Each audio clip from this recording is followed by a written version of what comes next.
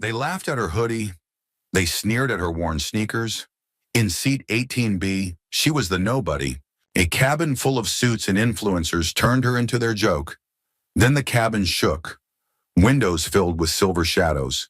Out there, two F-35 Lightning II fighters locked into formation, their steel wings catching the sun. Phones shook as people filmed, shouting, "Is it terrorists? What's happening?" But one woman in seat 18B didn't flinch. Her hood shadowed her face, her hand resting on a worn canvas tote. She opened her eyes, calm as stone, and whispered, "They're here for me."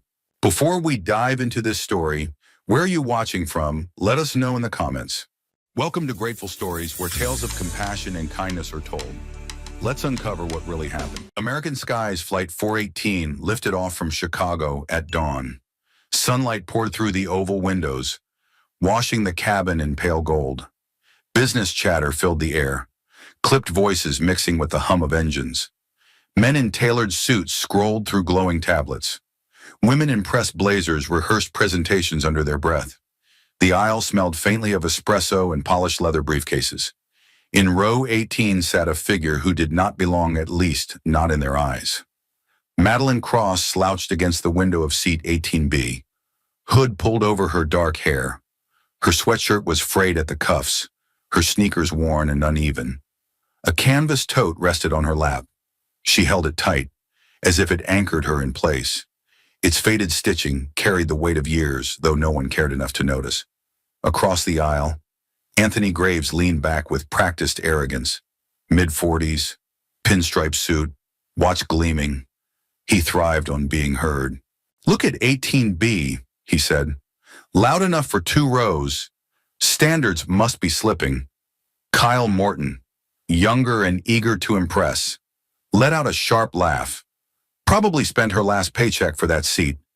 His grin stretched wide, eyes darting for approval. A ripple of attention spread. Passengers who had ignored Madeline now glanced her way. Judgment settled quickly in their expressions. From 3 rows ahead, Jenna Lee raised her phone. Platinum hair, glossy lips. She lived for the stream. "Guys, check this out," she whispered, angling the camera. Total thrift store vibes in 18B. Laughter filled her feed within seconds. Madeline didn't move. Her breathing was calm, her head still turned toward the glass. Only the faint tightening of her fingers on the tote betrayed that she heard. Victoria Hale, consultant in a sleek navy dress, folded her arms. "She must be one of those charity cases the airline sponsors," she said to her colleague. Her voice meant for everyone.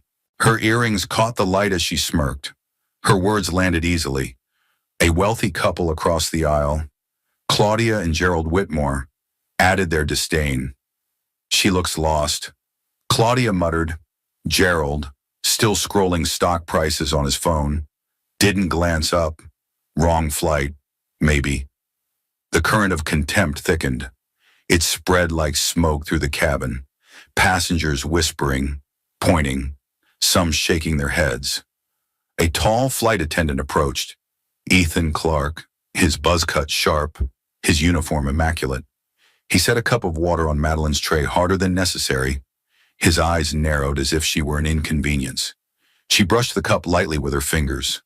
No reaction, no acknowledgement. The silence around her seemed louder with every second. Phones angled again. Snickers overlapped. Jenna whispered into her mic. She hasn't moved once, like a mannequin. Her viewers showered her with emojis. Anthony leaned back, satisfied. Kyle tapped his pen against the tray. Smug grin never fading. Victoria turned her head with the authority of someone who believed she owned the aisle. The Whitmores clinked glasses of airline wine, murmuring quietly.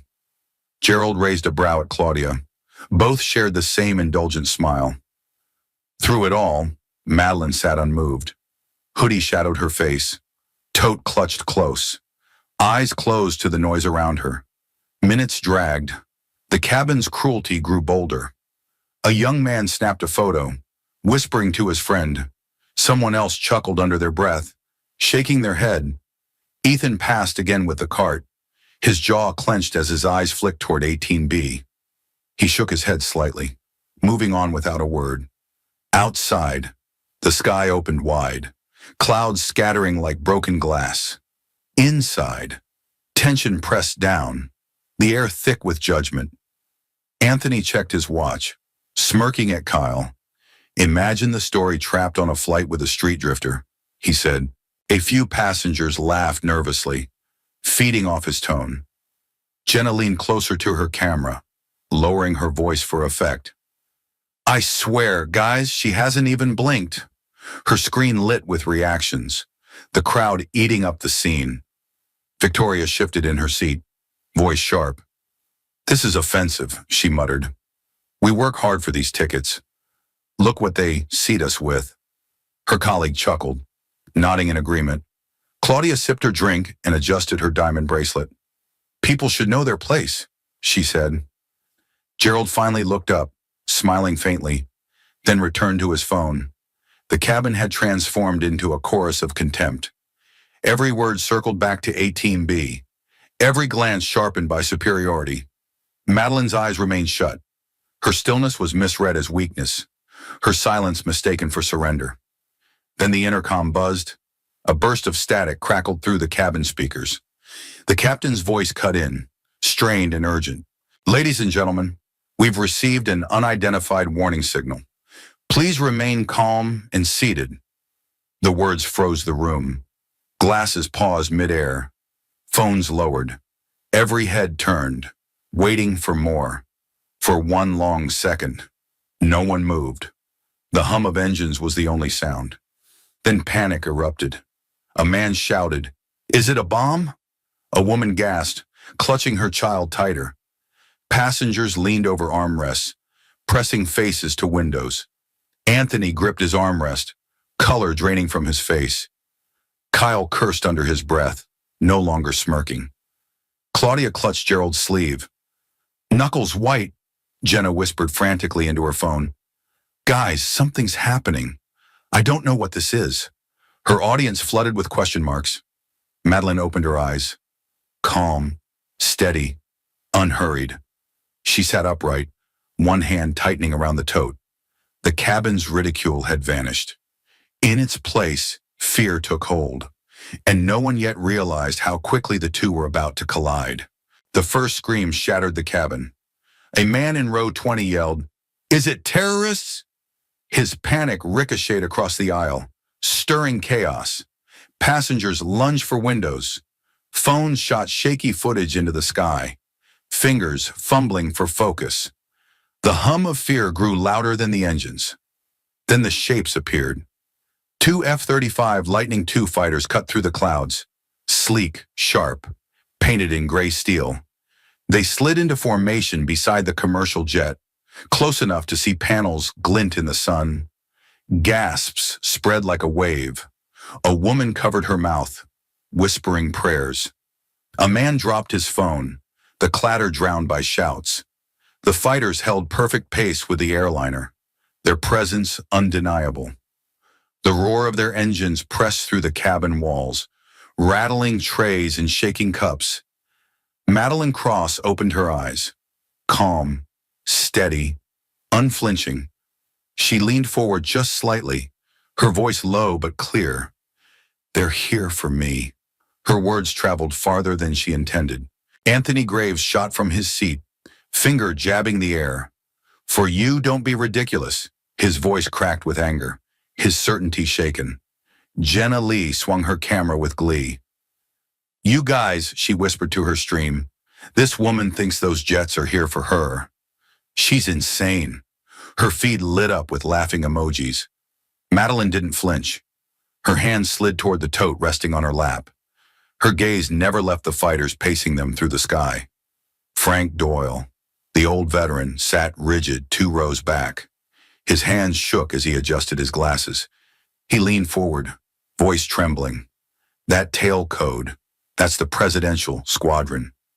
Passengers turned, confusion flickering across their faces. "What did he say?" someone asked. Frank's whisper grew softer, as if speaking to ghosts. "Impossible." She was marked KIA years ago. The cabin's noise faltered. Doubt seeped into the laughter. Eyes flicked between Frank, the Jets, and the silent woman in 18B. Madeline unzipped her tote with deliberate calm. From inside, she drew out a small silver tag, edges worn smooth. The engraving caught the light Shadowhawk 17. Gasps hissed down the row. Anthony's voice sharpened with desperation. It's fake. Some knockoff. Don't be fooled. His words landed thin, brittle. Madeline stood. Her movement was slow, measured, impossible to ignore. She stepped into the aisle, the tag glinting in her hand. Phones tilted to capture her. Jenna zoomed closer, her voice uneven now. She's really walking to the front. Madeline stopped at the galley. Sarah Coleman, the lead attendant, stiffened as the woman approached. Her clipboard trembled in her hands. Madeline leaned in, her words soft but precise. Take this to the captain. Tell him Shadowhawk 17 requests acknowledgement. She pressed the tag into Sarah's palm. Sarah stared down at the metal. Confusion etched across her face. What is this? She whispered. Madeline's eyes never wavered. Just deliver it. For a heartbeat, Sarah froze. The engines roared beyond the windows, the fighters holding steady. Finally, Sarah swallowed hard and nodded. She disappeared through the cockpit door. The tag clutched tight. The cabin plunged into silence. Dozens of eyes locked on Madeline, who stood still at the galley wall. Fear and awe tangled in the air. Children whimpered quietly. A man muttered a prayer under his breath. Hands shook as passengers kept their phones raised, unsure whether to keep filming. Madeline leaned one hand on the wall, eyes drawn back to the window. The fighters glided close, wings leveled like blades of steel. Seconds dragged. Sarah did not return. Every tick of the clock made the silence heavier. Passengers exchanged nervous glances, breath shallow. The cabin lights flickered. Static hissed from the overhead speaker, sharp and sudden. The sound made several passengers flinch. Then came the voice, calm, clipped, filled with authority. Shadowhawk 17. Do you copy? Gasps erupted. Phones dropped. Anthony's protest died in his throat. Outside, the two F-35s dipped their wings in unison, a crisp, deliberate salute. The cabin froze. Every whisper, every breath, every word vanished. And all eyes turned back to Madeline Cross. No longer a stranger in 18B, the cabin held its breath. The call from the radio still echoed overhead, its authority undeniable. For a moment, no one dared to speak. Then Frank Doyle broke. His voice shook as he clutched the armrest. She was reported dead 9 years ago. Tears welled in his eyes. Passengers turned to stare at him. Shock painted across their faces.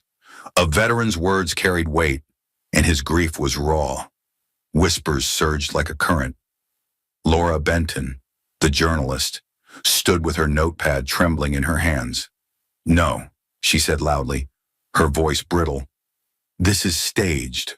A media stunt. She scribbled furiously, as though writing could rebuild her certainty. Martha Keene, sharp-eyed and restless, leapt on the moment. It's fake, she shouted. No one should believe this circus.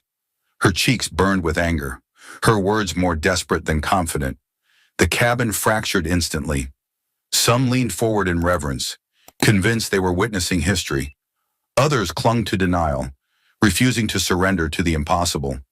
Doubt and belief collided in the aisle. Madeline Cross stood steady near the galley. The silver tag glinted in her hand, and for the first time her voice carried across the cabin. Shadowhawk 17, she said firmly, pressing the tag to her chest, acknowledging. A beat of silence passed. Then the radio responded again, calm and reverent. Welcome back. You saved us once. We never forgot. A shudder ran through the fuselage. Shadows fell across the windows as something massive descended from the clouds. Phones snapped up instinctively, hands trembling. The livery was unmistakable, blue and white body, the seal of the United States blazing on the tail. Independence One, the aircraft of the president, glided alongside. Gasps tore through the cabin. Someone dropped their phone. The clatter ignored. Jenna Lee's live stream froze, her audience flooding with disbelief. The giant jet lowered gracefully, tilting its wings in a deliberate salute. The symbolism was clear, a gesture reserved for legends. Madeline raised her right hand slowly. Her salute was sharp, measured, heavy with meaning. Against the backdrop of the sky, it looked like time itself had paused. In the corner of the cabin, a toddler began to cry. His mother rocked him. Panic in her eyes, Madeline bent slightly as she passed, her voice calm and warm. "He's safe. Don't worry." The child's cries softened. The mother's eyes filled with tears of relief. Around them, passengers fell quiet, struck by the humanity in the moment. Anthony Graves pressed his palms into his face. His earlier confidence had drained, leaving only disbelief. He muttered, "This can't be real," but no one listened. Laura Benton scribbled faster, her pen scratching across the page, the sound frantic and hollow. "It's a performance," she said, though her voice quavered. Martha Keene tried again to rally doubt, but her words cracked under the weight of the scene. "It's all staged," she yelled, but her audience was gone. Frank Doyle sat back, tears sliding down his cheeks. His whisper was almost prayerful. "After all these years, Shadowhawk lives." The engines thundered outside, steady and relentless. The two F-35s tightened their escort, boxing the commercial plane in formation with Independence One. Every passenger felt the shift. This was no stunt. This was ceremony, recognition, a salute written across the sky. Some passengers wept openly. Others clasped hands together in disbelief. The mocking voices from earlier had vanished, replaced by reverence none had expected to feel. Madeline stood tall in the aisle, her tote hanging loose at her side. She looked through the glass, her expression calm, her presence undeniable.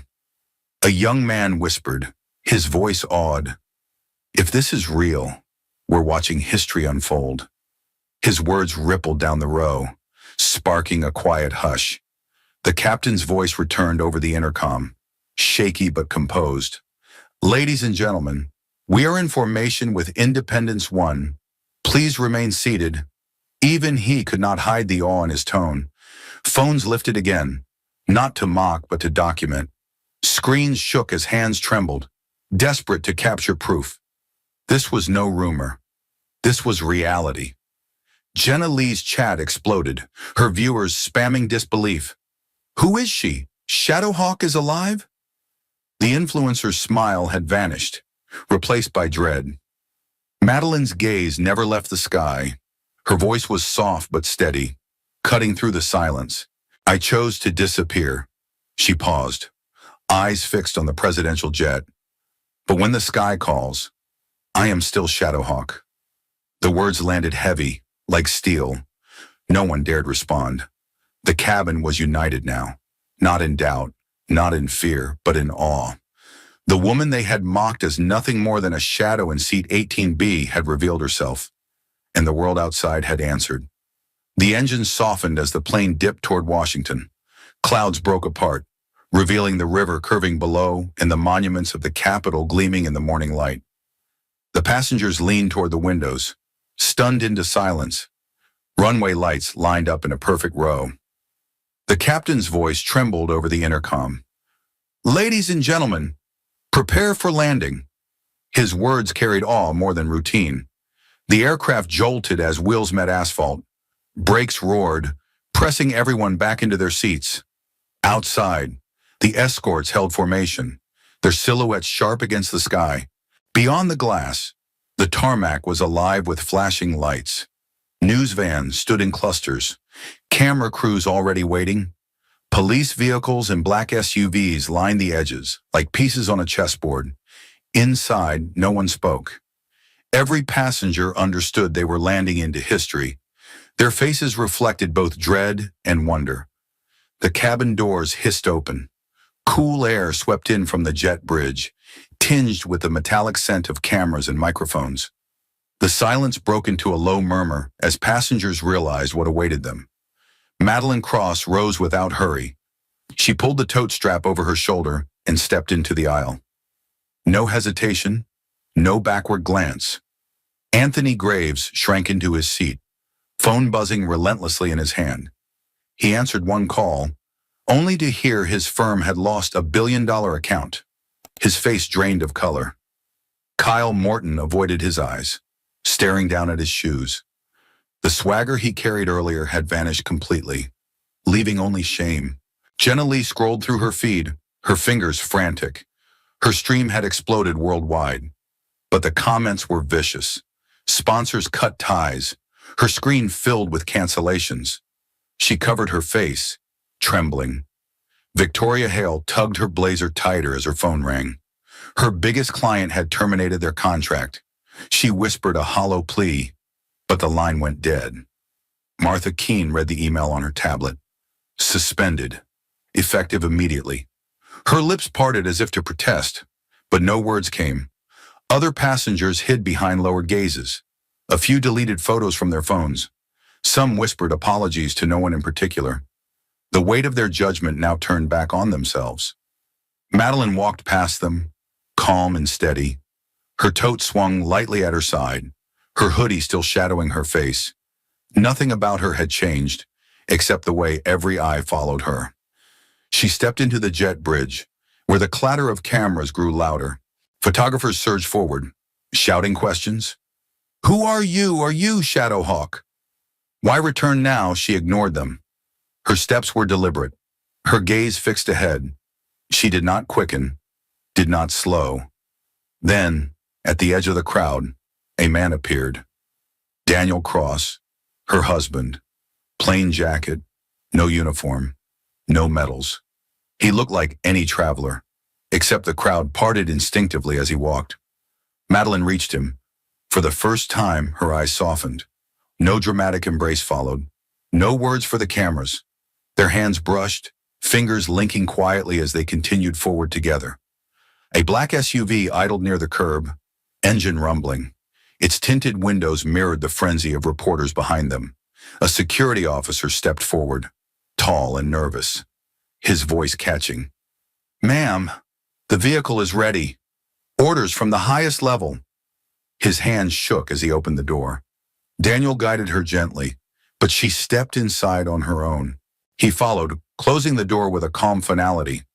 The SUV pulled away, flanked by escorts. Sirens wailed in the distance, but inside the car was silence. The world outside howled, but she was already beyond their reach. Back in the terminal, passengers spilled into the concourse. Their faces betrayed the weight of what they had witnessed. No one laughed now. No one whispered insults. Anthony stared at his phone, his career dissolving in real time. Jenna buried her face in her hands. Her empire of followers turned to ash. Victoria stood frozen, the sharpness in her voice gone. Martha clutched her bag, walking quickly, as though distance could erase what she had said. Others moved slower, shame heavy on their shoulders. They avoided cameras, avoided each other, each carrying the knowledge of their cruelty. Reporters shouted louder, cameras flashing endlessly. But the subject of their hunger was gone. Madeline Cross had left them behind without a word. Every passenger knew they would carry this memory forever. The day they mocked a woman in 18B, only to learn she was Shadowhawk 17. She had walked among them as invisible. She left as something untouchable, and none of them, not the rich, not the loud, not the ones who laughed, would ever forget.